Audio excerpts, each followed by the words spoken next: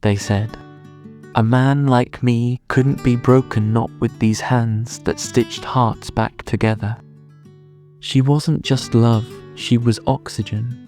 But when she left, I didn't just break, I splintered. And every shard of me, it cut deeper than my own scalpel. Now I'm just dust in the shape of a man, and every breath tastes like her absence. This story will tell us, love isn't just warmth, it's fire. It can forge you or burn you alive. The first time Dr. Ethan Hayes saw Maya Lawson, it wasn't in some sun-dappled courtyard or across a crowded party. It was in the sterile, fluorescent glare of Mercy General Hospital's Grand Rounds Auditorium. Ethan, a surgical resident already notorious for his brilliance and his temper, was presenting a complex vascular case. His mind, a scalpel-sharp instrument, dissected the problem with cold precision. Then, movement caught his eye.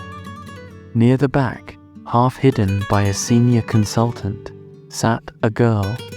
Not just any girl.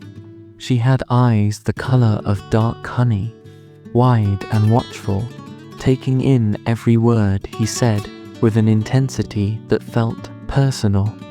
Her lips, full and soft, were slightly parted in concentration. Her dark hair fell in a simple, shining curtain around a face of such quiet beauty it momentarily stole the breath from his lungs. In that sterile room filled with the smell of antiseptic and ambition, Ethan Hayes felt the world tilt. This one, a voice roared inside him, primal and absolute.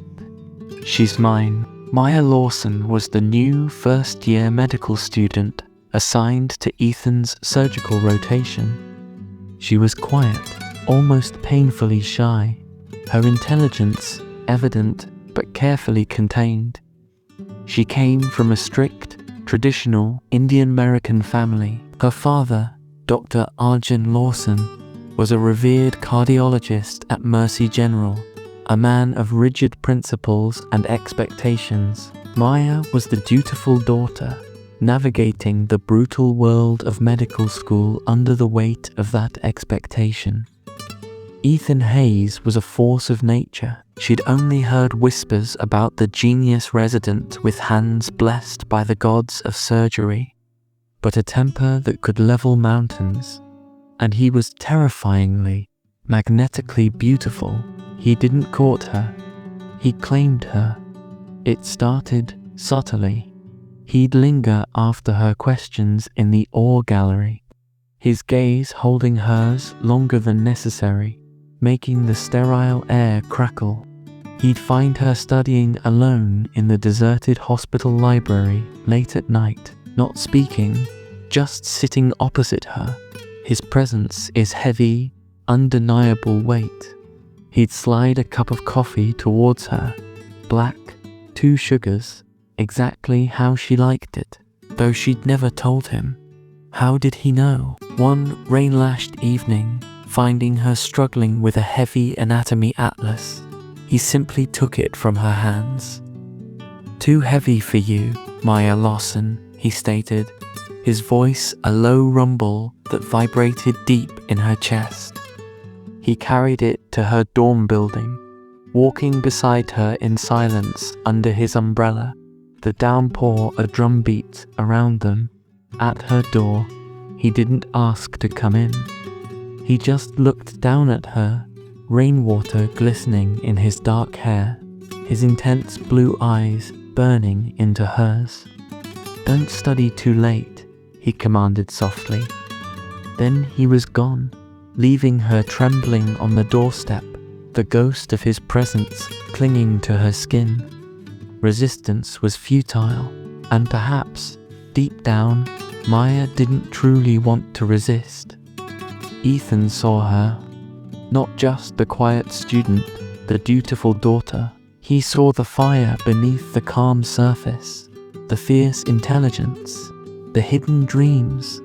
When he kissed her for the first time, it wasn't a question, It was a claim. They were in that library alcove, surrounded by the dusty scent of old knowledge. He'd been explaining a complex surgical technique, his fingers tracing an invisible incision on the table. He stopped mid-sentence, his gaze locking onto her lips. The air thickened, charged. He leaned across the table, his hand cupping her jaw with a possessiveness that should have scared her. It didn't. It ignited her. His lips met hers, and it was like lightning grounding itself.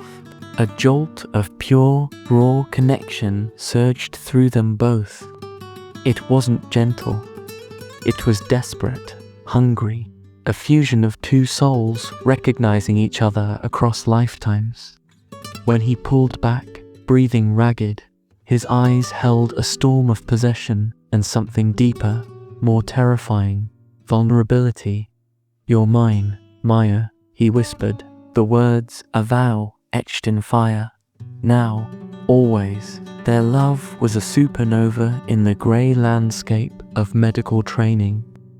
Ethan, the volatile genius, found an anchor in Maya's quiet strength. Her presence calmed the tempest within him, smoothing his rough edges. For Maya, Ethan was liberated. He encouraged her brilliance, challenged her fears, loved her with a ferocity that burned away her insecurities. They became inseparable. He'd sneak into her dorm after grueling night shifts, collapsing beside her, finding peace only in the scent of her hair and the rhythm of her breathing. She'd wait outside his oar, heart pounding with pride as he emerged, exhausted but triumphant, his eyes seeking hers first. Their world narrowed to stolen moments in callrooms, whispered conversations over cadavers, the electric touch of their hands brushing in the hospital corridor. It was intense, out-consuming, a love that felt written in the stars. An unbreakable bond forged in the crucible of their shared passion and desperate need for each other. But the world outside their bubble existed. Dr. Arjun Lawson watched his daughter's transformation with a growing alarm. He saw the shadows under her eyes, the subtle shift in her focus, the way her face lit up only for Ethan Hayes, a man Arjun considered brilliant but dangerously unstable, a rogue element unworthy of his precious daughter. He saw the possessiveness in Ethan's gaze, the way Maya seemed to orbit him. It wasn't the respectable, arranged match future he envisioned for her. The confrontation was brutal. Arjun summoned Maya home. Ethan, sensing the storm, refused to let her go alone. He stood in the Lawsons' impeccably ordered living room, a force of nature facing a wall of tradition. Arjun, coldly furious, laid down the law. Maya was to end this distraction immediately. She was too young, her career too important, and Ethan Hayes was not the right kind of man. Ethan's control, always tenuous, snapped. The right kind of man, he roared, his voice shaking the crystal figurines on a shelf. I love her.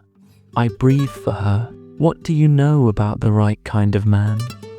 The kind who buries his soul in a textbook and calls it living. He turned to Maya, his eyes desperate. Tell him, Maya. Tell him you choose us. Maya stood frozen, torn apart. The love for Ethan, a living, breathing entity inside her, warred with a lifetime of ingrained duty. The fear of her father's disappointment, the weight of cultural expectation. Tears streamed down her face, silent and anguished. She looked at Ethan, at the raw pain and fury in his eyes, then at her father's stony, unyielding expression. The words wouldn't come. Her silence, was the loudest sound in the room. Arjun seized the moment. You see, Hayes, she knows this is wrong. It's over. You will stay away from my daughter. He turned to Maya, his voice softer but implacable. Pack a bag. You're coming home tonight. You need a distance. Ethan didn't beg. The look he gave Maya wasn't anger, but a devastation so profound it chilled her blood. It was the shattering of his world. He turned and walked out, the slam of the front door echoing like a gunshot in Maya's soul. She crumpled to the floor, her father's arms a cage, not a comfort. She had chosen, and in that moment of silence, she had chosen wrong. She had broken them. Ethan Hayes didn't grieve, he imploded. The anchor was gone, and the tempest raged unchecked. He stopped showing up for surgeries. The genius hands that saved lives became clumsy, unreliable. He started drinking cheap whiskey, gulped straight from the bottle, in his sterile, empty apartment. Then came the pills uppers to get through the day, downers to obliterate the night, and the crushing image of Maya's tear-streaked face, silent as he walked away.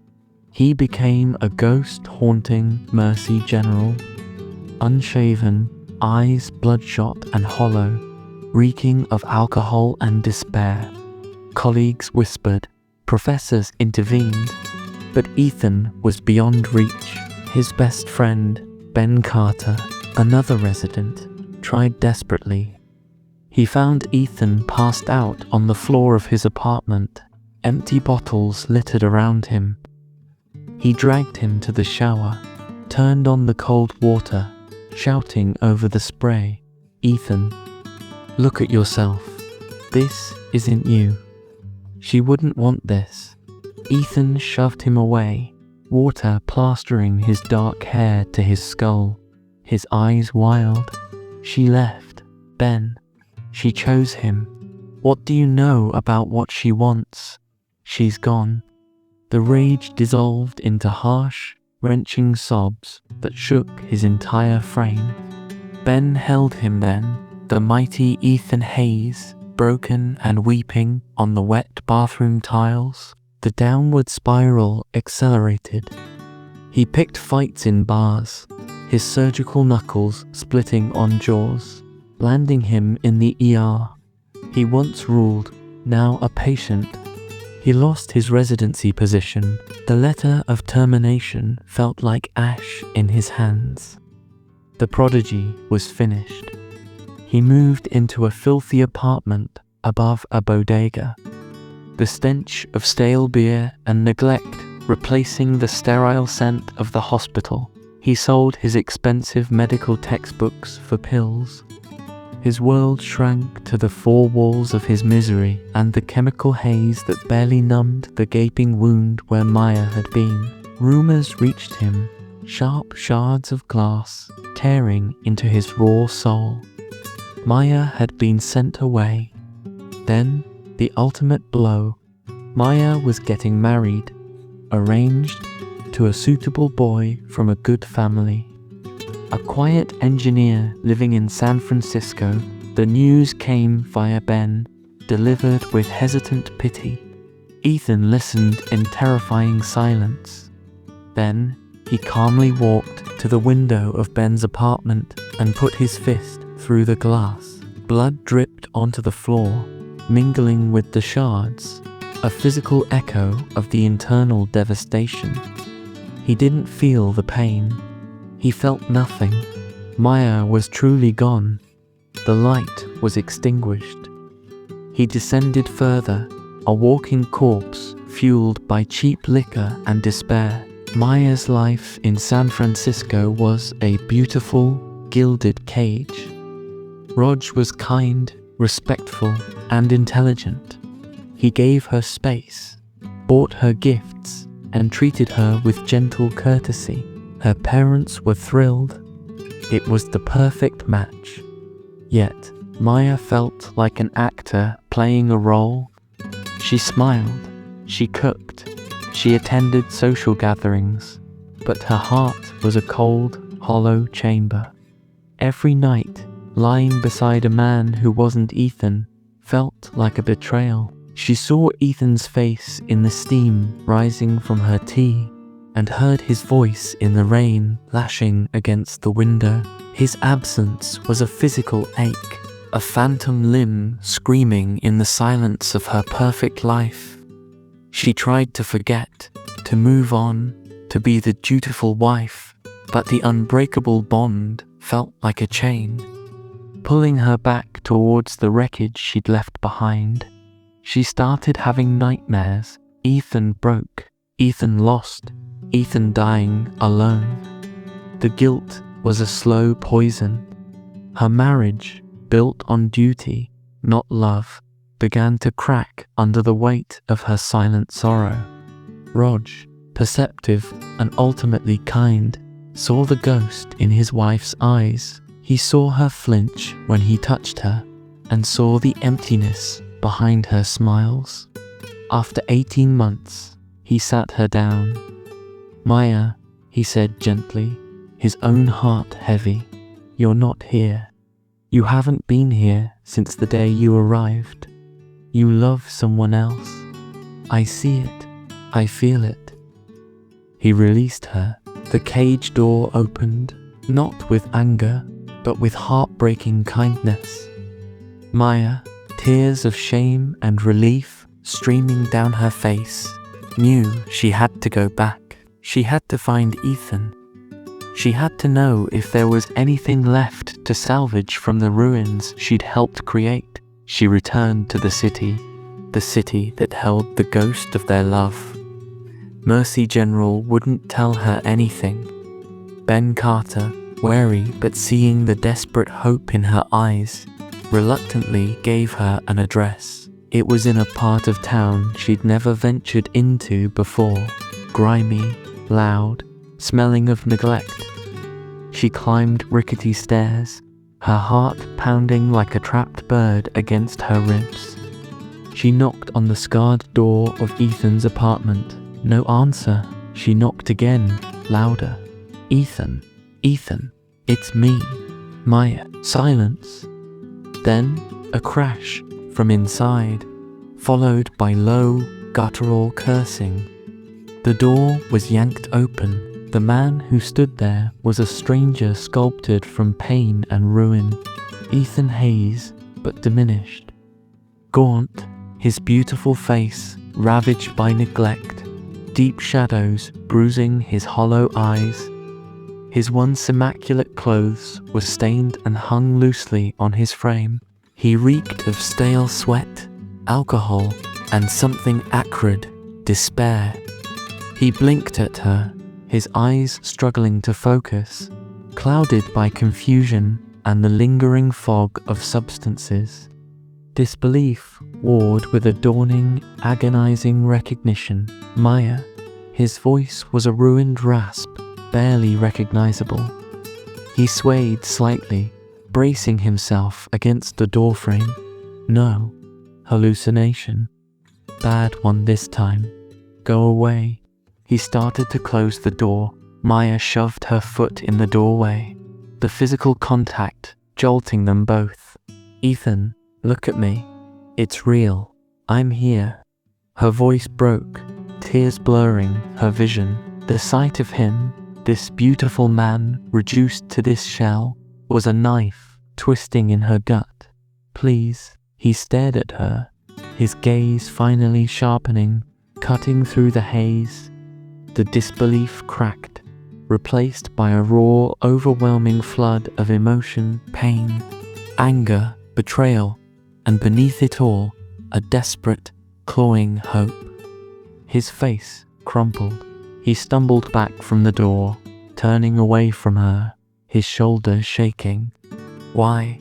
He choked out, the word ripped from somewhere deep and broken.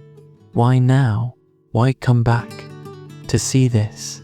He gestured vaguely at the squalor of the apartment, at himself. Maya stepped inside, closing the door against the world. The apartment was a disaster zone. Empty bottles, discarded takeout containers, a thick layer of dust and neglect. It mirrored the state of his soul. She approached him slowly, her heart breaking anew with every step. "Because I was wrong, Ethan," she whispered, tears streaming freely now. "Because I broke us. Because I never stopped loving you. Not for a single second. And seeing you like this," her voice hitched. "It's destroying me." He whirled around, his eyes blazing with sudden fury. "Destroying you," he roared, the sound raw and painful. "You left. You walked away. You chose him. You think this." He slammed a fist against his own chest. "Just happened. This is what you left behind, Maya. This is the wreckage." His anger dissolved as quickly as it flared, leaving him gasping, tears mingling with the sweat on his face. He slumped against the wall, sliding down to sit on the filthy floor, his head buried in his hands. "Just go," he mumbled, his voice thick with defeat. "Please, just go. You shouldn't see this. You shouldn't be here." Maya didn't go. She knelt on the grimy floor in front of him, ignoring the dirt staining her clothes. She gently, oh so gently, pried his hands away from his face. He flinched but didn't pull away. His eyes, bloodshot and filled with unbearable pain, met hers. The fury was gone, replaced by a profound vulnerability, a bottomless well of hurt. "I'm not leaving," she said, her voice steady despite the tears. "Not this time. I'm here, Ethan. I'm staying. We fix this. Together." He searched her face, looking for deception, for pity. He found only love, fierce and unwavering, and a steely determination he remembered. The unbreakable bond, strained, shattered, but never truly severed, began to hum faintly back to life. A flicker, weak but undeniable, sparked in the depths of his hollow eyes. A single tear escaped, tracing a path through the grime on his cheek. He didn't speak. He just leaned his forehead against hers, a shuddering breath escaping him. The touch, after years of agonizing separation, was an electric current, painful and healing all at once. It was surrender. It was the first step back from the abyss. The road to redemption was long and brutal. Withdrawal was a hell Ethan had to walk through, a gauntlet of physical agony and psychological torment. Maya was his constant shadow. She cleaned the apartment, scrubbing away the physical remnants of his despair. She held him through the shakes, the cold sweats, the bone-deep aches, the terrifying hallucinations. She wiped his brow, coaxed water and broth into him, endured his rages born of pain and shame, his moments of utter hopelessness when he begged her to leave, convinced he was beyond saving. She never wavered. Her love was a fortress, a constant, quiet presence anchoring him to the reality of healing. Welcome to the Love Storypedia, where love meets serenity. Subscribe for dreamy love stories that melt your heart, because every heart deserves a sleepy, sweet escape. Turn on notifications so you never miss a romantic chapter. Comment below what's your favorite kind of love story.